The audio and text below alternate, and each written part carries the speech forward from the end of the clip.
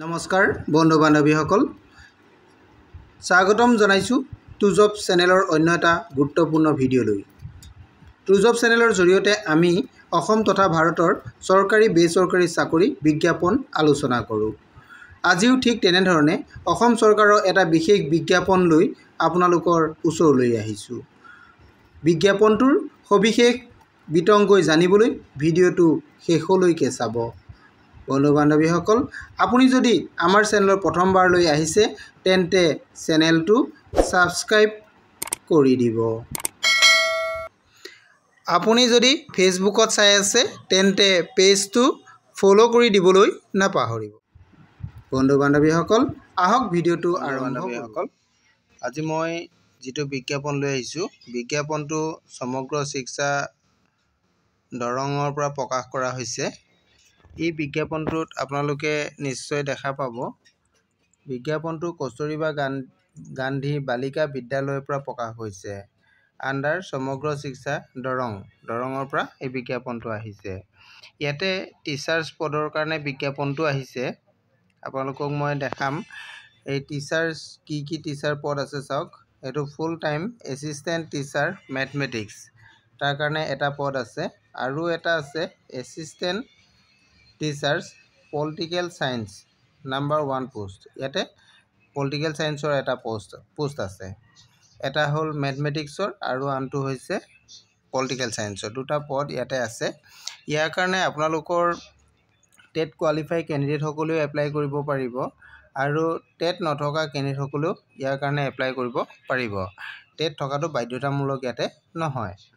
প্ৰথম আপোনালোকে চাওক, যিটো পদ দুটাৰ কাৰণে আপোনালোকৰ মাষ্টাৰ ডিগ্ৰী লাগিব। মাষ্টাৰ ডিগ্ৰী হ'ব লাগিব। যিটো ছাবজেক্টত আপোনালোকে এপ্লাই কৰে সেই ছাবজেক্টৰ মাষ্টাৰ ডিগ্ৰী হ'ব লাগিব।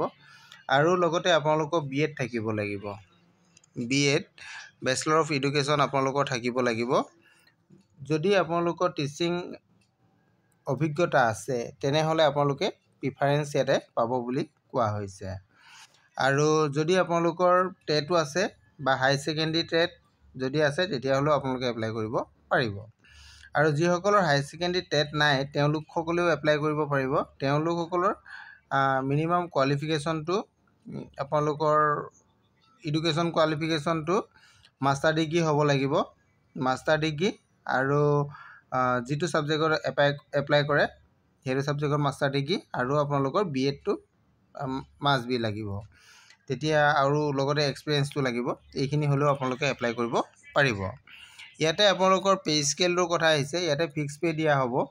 যিসকলৰ টেট পাছ আছে, হাই ছেকেণ্ডেৰী টেট পাছ কৰা আছে, তেওঁলোকক দৰমহাটো 22,000 টকা দিয়া হ'ব পাৰ মান্থ।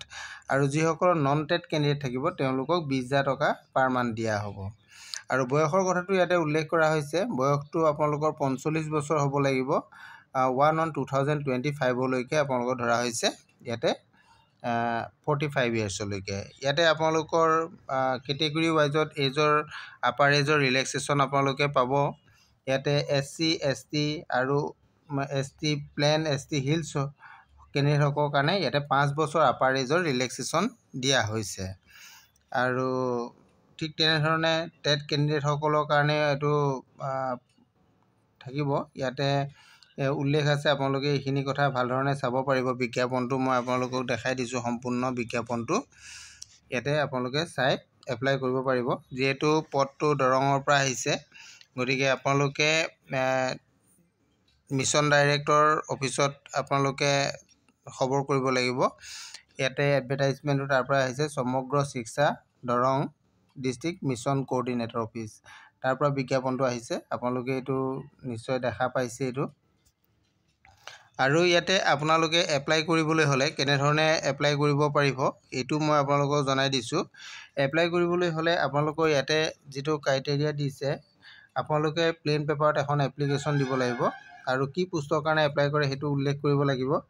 আপোনাৰ নাম থাকিব, পাৰ্মানেণ্ট এড্ৰেছ আৰু এড্ৰেছ অফ কমিউনিকেশ্যন আৰু আপোনালোকৰ এডুকেশ্যনেল টেষ্টিমনিয়েলখিনি লাগিব। লগতে as, qualification, caste, disability, experience আদি সকলোবিলাক আপোনালোকে ডকুমেণ্টছ লগত লৈ, লগত এটা পাছপৰ্ট চাইজ ফটোগ্ৰাফ লৈ দি আপোনালোকে ডিষ্ট্ৰিক্ট মিছন কোঅৰ্ডিনেটৰ সমগ্ৰ শিক্ষা দৰঙত আপোনালোকে জমা দিব লাগিব। লাষ্ট ডেটটো দিয়া হৈছে আপোনালোকৰ 24/1/2025 অৰ্থাৎ 24 জানুৱাৰী 2025 চনৰ আপোনালোকে তাৰ আগতে ফৰ্ম জমা দিব লাগিব, অৰ্থাৎ এপ্লিকেশ্যনখন আপোনালোকে জমা দিব লাগিব। এইখিনি আছিলে ইয়াৰে বিজ্ঞাপনটোৰ কথা আপোনালোকক ক'লোঁ, গোটেইখিনি আপোনালোকক জনাই দিলোঁ। ইয়াৰ কাৰণে শ্বৰ্ট লিষ্ট হ'ব। শ্বৰ্ট লিষ্টটো আপোনালোকৰ 29 জানুৱাৰীত প্ৰকাশ পাব। ইয়াতে অফিচত আপোনালোকে পাব। আপোনালোকৰ সমগ্ৰ শিক্ষাৰ যিটো দৰঙৰ অফিচ কোৰ্ডিনেটৰ, তাতে আপোনালোকে এইটো পাব। 29 জানুৱাৰী তাৰিখে ইয়াৰে শ্বৰ্ট লিষ্টটো প্ৰকাশ পাব।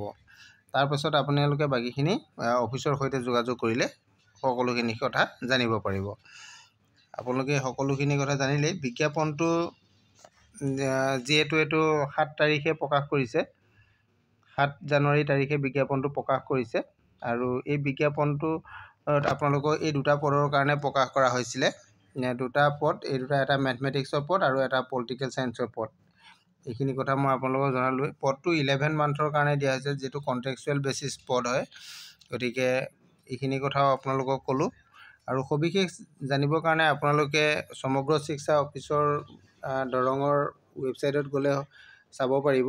নহ'লে আপোনালোকে নিউজ পেপাৰটো এইটো বিজ্ঞাপনটো আহিছে, আপোনালোকে তাৰ পৰাও চাব পাৰিব। যদি প্ৰয়োজন হয় তেনেহ'লে আপোনালোকে মোৰ ভিডিঅ' শেষত কমেণ্ট কৰিব, ময়ো আপোনালোকৰ বিজ্ঞাপনটো দিবলৈ চেষ্টা কৰিম। আজিৰ ভিডিঅ'টো ইমানেই আছিলে। ভিডিঅ'টো যদি আপোনালোকৰ ভাল লাগিছে তেনেহ'লে লাইক, কমেণ্ট, শ্বেয়াৰ কৰি দিব। Thank U.